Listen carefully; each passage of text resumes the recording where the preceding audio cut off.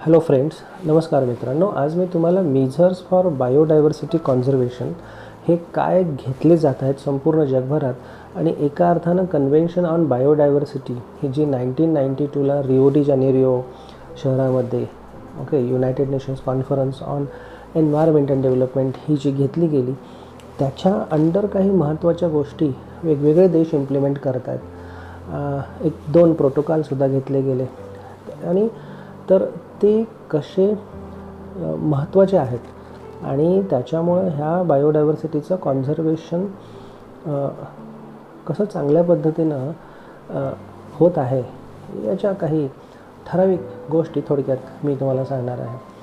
तर United nations organisation 1945ला establish झाली 1945 आणि त्याच्यानंतर हळूहळू ते पसरत गेलं त्यांचं जाळं आणि बरेचसे देश एकछत्री म्हणजे इथं एक राजाचं राज्य किंगडम असं काही नाही आहे, पण युनायटेड नेशन्सच्या अंडर कंट्रोल हे सगळे देश आपलं कार्य चालवतात किंवा त्यांनी दिलेल्या गाईडलाईन्स फॉलो करतात. वेगवेगळ्या ॲग्रीमेंट्सला वेगवेगळे करार असतील, डिस्प्यूट्स सोल्युशन असेल किंवा सर्वांचा विकास करण्यासाठी. आता सस्टेनेबिलिटी डेव्हलपमेंट गोल्स हे युनायटेड नेशन्सनीच दिलेले आहेत आणि जवळपास सर्व देश त्यासाठी ॲग्री आहेत.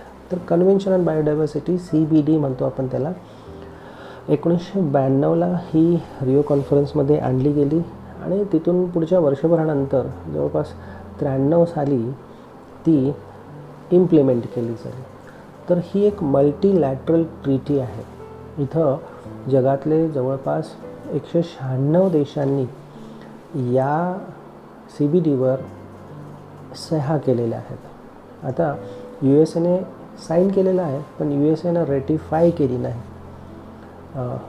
असं मी एका ठिकाणी वाचलं. USAने साईन तर नाही केली आणि इनिशियली तेव्हाच मला वाटतं बिल क्लिंटन गव्हर्मेंट होतं, प्रेसिडेंट होते, त्यांनी सांगितलं की ही कन्व्हेन्शन अमेरिकेची बायोटेक्नॉलॉजी जी काही इंडस्ट्री आहे किंवा जी काही इकॉनॉमिक डेव्हलपमेंट आहे या कन्व्हेन्शनवर साईन केल्यामुळं कुठेतरी इफेक्ट होईल असं त्यांना वाटत होतं. तर कॉन्झर्वेशन जेव्हा आपण बायोडायव्हर्सिटीचा विचार करतो किंवा या CBDमध्ये ठरलं महत्त्वाच्या 3 गोष्टी. आम्हाला कॉन्झर्वेशन ऑफ बायोडायव्हर्सिटी संपूर्ण जगातली सगळ्या देशांनी एकत्र येऊन करायची आहे. Sustainable utilisation, sustainable use of that biodiversity करायचं आहे आणि fair and equitable sharing of benefits FESB म्हणतात किंवा FEBS असे इतर ठिकाणी म्हणतात. Fair and equitable benefit sharing किंवा fair and equitable sharing of benefits. तर आपल्या देशातसुद्धा बायोलॉजिकल डायव्हर्सिटी ॲक्ट 2002 साली आलेला आहे आणि त्याच्या under sustainable utilisation of biodiversity and its components and protection of intellectual property rights, मग ते FEBS किंवा FASB हे याच्या अंडर आपल्या देशातसुद्धा चांगल्या रीतीने कवर होत आहे. तर तुम्हाला माहिती आहे कार्टाजिना प्रोटोकॉल जो आला, movement of living modified organisms from one area to another area किंवा बायोसेफ्टीचे जे इश्यूज पूर्वी झाले होते किंवा इन फ्युचर होऊ शकतील याचा अंदाज घेऊन कार्टाजिना प्रोटोकॉल 2000 साली ॲक्सेप्ट करण्यात आला आणि तो या CBDच्या अंडर करण्यात आला. ह्याच्यानंतर नागोया प्रोटोकॉल. नागोया हे जपानमधलं एक शहर आहे आणि नागोया प्रोटोकॉलच्या under access to genetic resources आणि FESB fair and equitable share of benefits ह्या गोष्टींवर फोकस करण्यात आला. त्या गोष्टी जगातल्या सर्वांना समजावून सांगण्यात आल्या आणि बरेचसे मग देश ॲग्री झाले. ती एक महत्त्वाची गोष्ट होती. तर हे एक अनादर प्रोटोकॉल रिलीज झाला, महत्त्वाचा होता अंडर CBD. तर 2011 ते 2020 हे जे डिकेड होतं हे इंटरनॅशनल डिकेड ऑन बायोडायव्हर्सिटी म्हणून साजरं केलं. बघा किती महत्त्व, कारण हे रिसोर्सेस आहेत तरच इकॉनॉमी आहे तर मग डेव्हलपमेंट आहे आणि मग सोशल अपलिफ्टमेंट, ह्या सगळ्या गोष्टी आहेत, एम्प्लॉयमेंट जनरेशन आहे. आणि म्हणून वापर करा, पण सस्टेनेबल युटिलायझेशन ऑफ बायोडायव्हर्सिटी करायचं आहे आपल्याला. म्हणजे हेच मेजर्स आहेत. रिसोर्सेस आहेत, पण कन्झ्युम करून याच जनरेशनमध्ये ते संपवायचे आहेत का नाही, किंवा अतिवापर करायचा आहे का नाही. शहाणपणानं वापर करायचा आहे, वाईज यूज. तुम्हाला माहिती आहे की कॉन्फरन्स ऑफ द पार्टीज या ज्या काही देशांनी युनायटेड नेशन्सच्या अंडर CBD आलेले एकत्र आलेले आहेत, तर त्यांच्या मीटिंग्स दरवर्षी होत असतात आणि ते कॉन्फरन्स ऑफ द पार्टीजच्या अंडर गणले जातात. मग 1, 2 किंवा काही त्याला नंबर्स असतात. कॉन्झर्वेशन बघा, बायोडायव्हर्सिटी कॉन्झर्वेशन हे, and this should be the common concern of human kind. बघा मी काय सांगतो, संपूर्ण मानवजातीचं हे एक सर्वांचं एक ध्येय आहे की आम्हाला कॉन्झर्वेशन करायचं, संवर्धन करायचं या जैवविविधतेचं. ॲक्च्युली प्रत्येक कल्चरमध्ये, स्पेशली इंडियन कल्चर किंवा इंडिया, इथले लोक निसर्गाशी थ्रू फेस्टिवल्स असतील किंवा थ्रू घरातून जे टीचिंग्स दिले जातात, संस्काराचा पार्ट असतो, already they are connected with nature, they know the importance of it. पण हे वेस्टर्नायझेशन, इंडस्ट्रियलायझेशन किंवा more and more profit, money oriented things, ह्याच्या गणितामध्ये कॉन्झर्वेशनच्या गोष्टी बाजूला पडतात. तर ऑल लेवल्स ऑफ बायोडायव्हर्सिटी हे सर्वांना कॉन्झर्व करायचे आहे. जेनेटिक असेल, स्पेसीज असेल किंवा इकोसिस्टीम लेवलची असेल, कारण हे रिसोर्सेस लिमिटेड आहेत. तुम्हाला माहिती आहे, कारण philosophy of sustainability, philosophy of sustainable utilisation, ethical behaviour, हे सगळं या मानवजातीनं दाखवून दिलं पाहिजे की आमची हुशारी फक्त आमच्या प्रगतीसाठी नाही आहे, आणि इतरा स्पेसीजचं कॉन्झर्वेशन करून त्यांना हार्म न करता, त्यांना किल न करता आम्ही ही डेव्हलपमेंट करतो आहे. तर वेगवेगळ्या देशांनी यासाठी प्रयत्न सुरू केलेले आहेत, चांगल्या पद्धतीचे आहेत. काही जणांचे ऑन पेपर आहेत चांगले, पण इन फील्ड कंडिशन्स वाईट आहेत.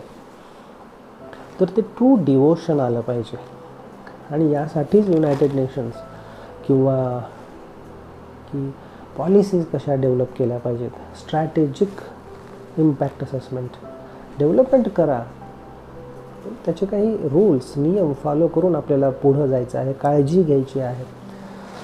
प्रिकॉशनरी प्रिन्सिपल हे आपल्याला इम्प्लिमेंट करायचं आहे. केअर घ्या, काळजी घ्या. नंतर परिणाम झाल्यावर टेक्नॉलॉजीचा वापर किंवा स्ट्रेस घेण्यात धावपळ करण्यापेक्षा अगोदरपासून काळजी घ्यायची. प्रिकॉशनरी प्रिन्सिपल, किंवा आपण म्हणतो ना, prevention is better than cure, एक डॉक्ट्रीन आहे. तर आपल्याला असे काही incentives for conservation and use of biodiversity की तुम्ही वापरा, आणि ठराविक प्रमाणात वापरा, किंवा काही सबसिडीज प्रत्येक देशाने आपापल्या पॉलिसी डेव्हलप करून दिल्या पाहिजेत किंवा ते देऊ शकतात.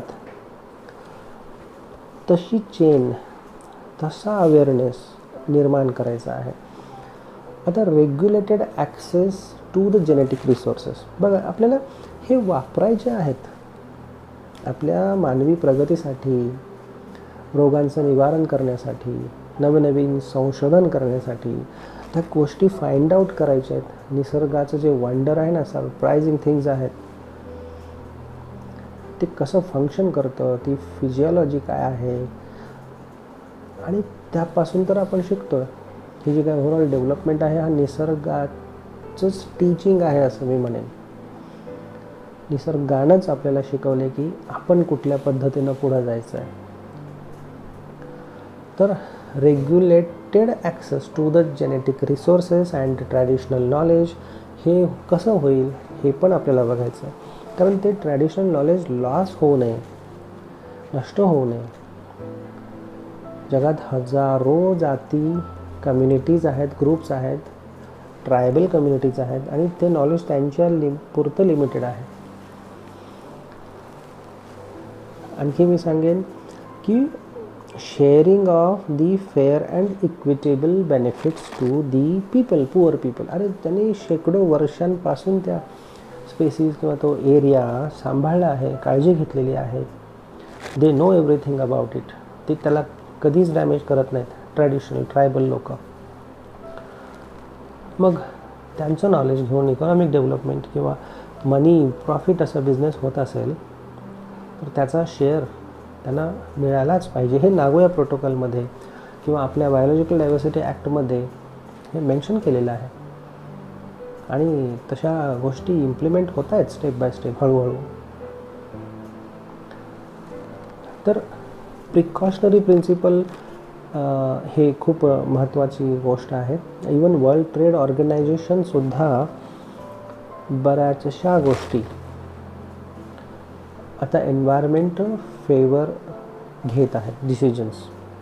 म्हणजे फक्त ट्रेड करून चालणार नाही, तर तो ट्रेड कसा एन्व्हायरमेंटलला डॅमेज न करणारा असेल किंवा हळूहळू स्टेप बाय स्टेप कमी कमी कसा तो डॅमेज होईल याकडे लक्ष द्यायचं आहे.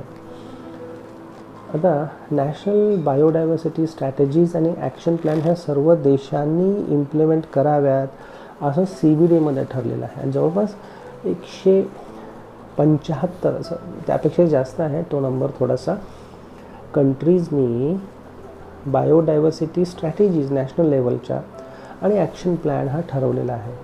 आपल्या भारताचं पण आहे. You can download this thing somewhere from the website of perhaps Ministry of Environment, Forest and Climate Change. तर ग्लोबल स्ट्रॅटेजीज सर्व देशांनी बायोडायव्हर्सिटीचं कॉन्झर्वेशन करण्यासाठी काय इम्प्लिमेंट केल्या पाहिजेत, त्यांनी त्यांच्या नामशेष होण्याची किंवा त्यांचं एंडेंजर्ड आहेत किंवा अंडर थ्रेट आहे त्याची कारणं शोधायची आहेत सर्वप्रथम. त्यांच्यावर असणारं प्रेशर, डेव्हलपमेंटल प्रेशर म्हणेन मी, डेव्हलपमेंटल ॲक्टिव्हिटीजमुळं किंवा इतर काही कारणं असतील, अदर दॅन डेव्हलपमेंटची सुद्धा काही कारणं ठराविक स्पेसिसच्या नष्ट होण्याला कारणीभूत असतात, ती फाइंड आउट करायची आहेत. Promote the sustainable use.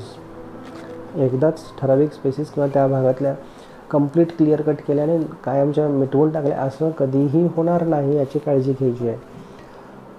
Wise use. आमच्या पिढीला त्याचे बेनिफिट मिळालेत, पुढच्या सुद्धा अनेक पिढ्यांना त्याचे बेनिफिट्स मिळावेत. अनेक म्हणजे त्यापुढे तो सस्टेनेबिलिटीचा अर्थच चिरंतन असा आहे, शाश्वत असा आहे. तर ह्या डायव्हर्सिटीमधून, ह्या जंगलांमधून ओव्हरऑल ह्या इकोसिस्टम सर्व्हिसेस आहेत, हा निसर्ग आहे, ह्याच्या सगळ्या सर्व्हिसेस सगळ्यांना मिळाल्या पाहिजेत ज्या ज्या आहेत. तुम्ही बघा मोठ्या मोठ्या शहरात स्वच्छ हवासुद्धा मिळत नाही. मोठ्या शहरात तुम्हाला डायव्हर्सिटी नष्ट झालेली दिसेल. कम्पेअर करा, मग तुम्हाला या इकोसिस्टीम किंवा इकॉलॉजिकल सर्व्हिसेसचं महत्त्व कळेल. कसं आहे, पार्टिसिपेटरी प्लॅनिंग, लोकांचा सहभाग खूप महत्त्वाचा आहे. त्यांना इन्व्हॉल्व करून घेतलं पाहिजे. लोक फक्त शहरातले नाही आणि हा जो काही विकास फक्त त्यांच्यासाठी नाही, विलेज एरियन्स, गरीब लोकांच्या उत्थानासाठी, ओव्हरऑल सोशल डेव्हलपमेंट, अपलिफ्टमेंट मी म्हणतो, ट्रायबल लोकांच्या प्रगतीसाठी सुद्धा जास्त प्रमाणातली प्रगती, त्यांना मेन पार्ट ऑफ डेव्हलपमेंटमध्ये सर्वांना आणायचं आपल्याला. आणि स्पेशली जे जंगल आणि नियरबाय फॉरेस्ट एरिया राहतात, प्रोटेक्टेड एरियाज, त्यांना इन्व्हॉल्व करणं अतिशय गरजेचं आहे.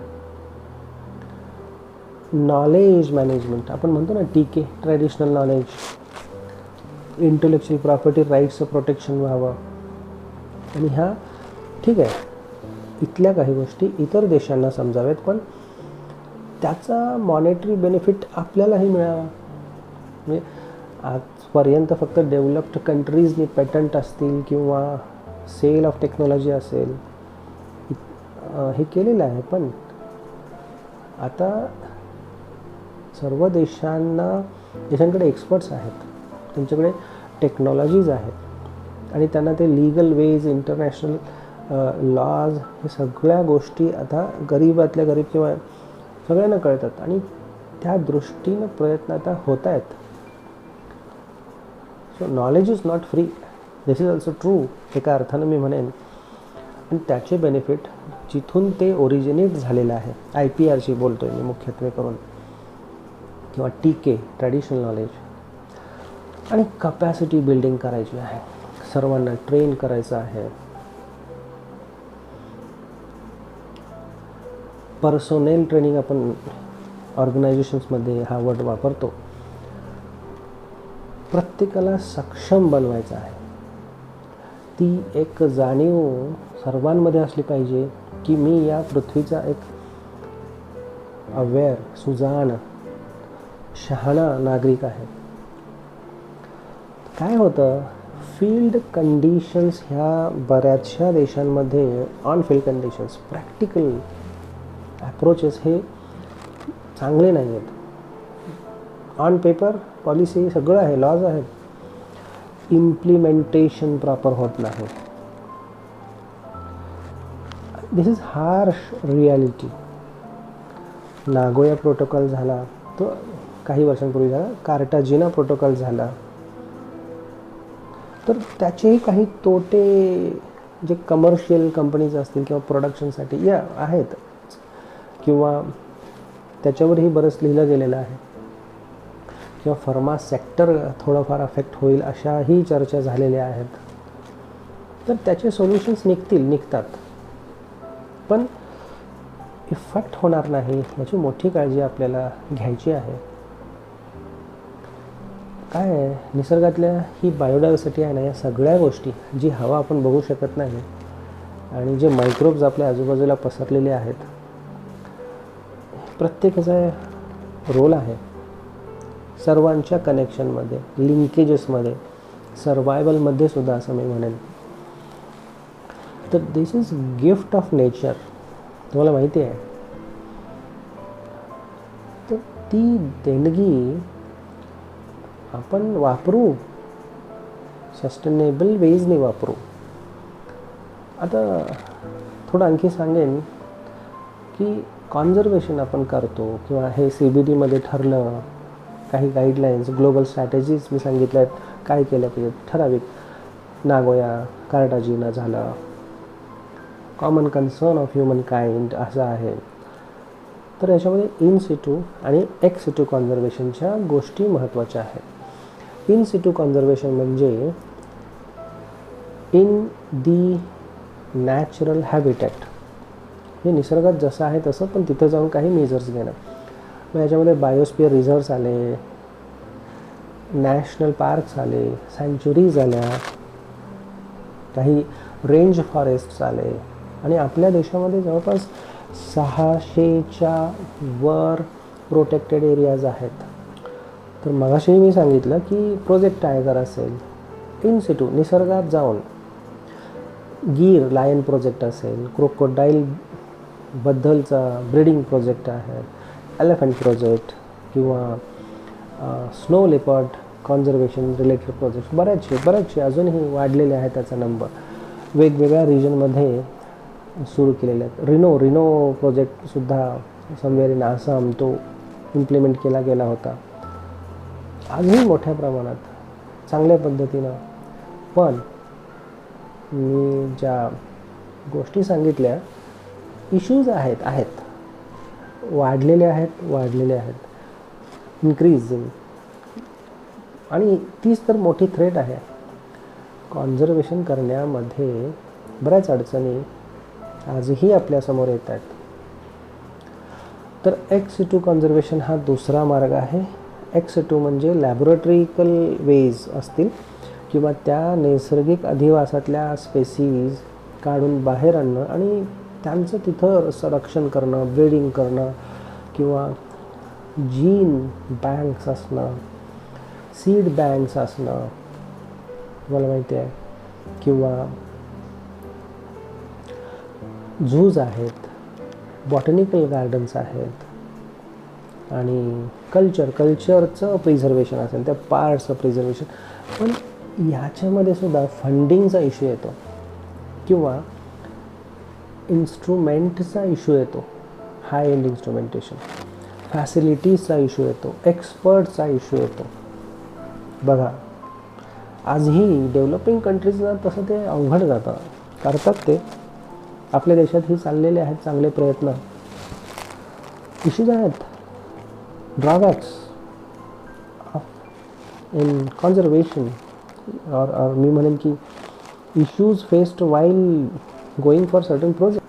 आपल्याकडे national bureau of plant gene resources आहे किंवा क्रायो प्रिझर्वेशनसारख्या टेक्निक्स आपल्या सर्व जगाला आता माहिती झालेले आहेत.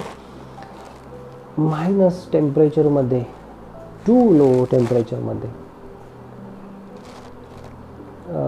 जीन्स किंवा सीड्सचं प्रोटेक्शन केलं जातं. तर आपल्या देशामध्ये याच्याशी related national bureau of agricultural genetic रिसोर्सबद्दलच्या काही इन्स्टिट्यूट आहेत, ते चांगलं काम करत आहेत. इवन प्लांट टिश्यू कल्चरबद्दलच्या सुद्धा काही रिपॉझिटरीज आपल्या देशामध्ये कार्यरत आहेत, वर्किंग आहेत.